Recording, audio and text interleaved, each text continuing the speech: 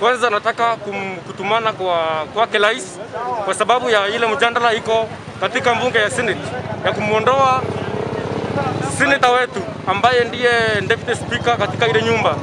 Kitu ya kwanza nataka kumwambia rais wetu ya kuwa hata kama anatafuta njia nyingi na nyingi za kumuondoa Kindiki kama deputy speaker, sisi tuko nyuma ya Kindiki, liwe isiwe.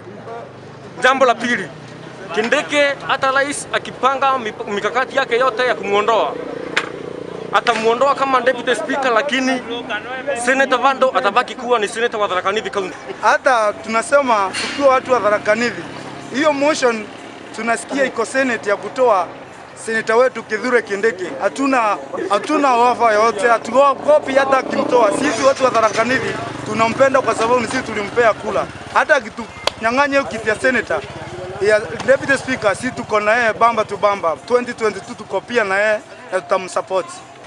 Uhuru Kenyatta sasa ameanza kuingilia hata kaunti yetu ya Tharaka Nithi kwa sababu tunaona juzi tu Kindiki alipewa kiti kubwa sana, akanyang'anywa hiyo kiti, akapewa kiti ya deputy speaker wa Senate. Sasa hii tunasikia ati kuna mswada unataka kuendelea kama venye walitoa Kipchumba Murkomen kama leader of majority wa Senate. Tunasikia hata Kindiki sasa hii wanapanga mambo ya kumtoa katika hii kiti ya deputy speaker wa Senate. Sisi tunataka kuambia Uhuru Kenyatta hivi,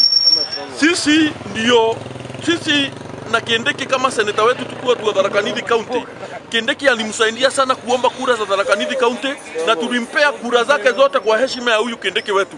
Na saa ile madharau wanafanyia Kindiki, sisi tunasema hatuna shinda. Sisi watu wa Tharaka Nithi County tumepitia changamoto mingi sana. Viti zikigawa kule juu, nafasi zikipeanwa, sisi watu wa Tharaka Nithi County tumezoea kukaa bila viti.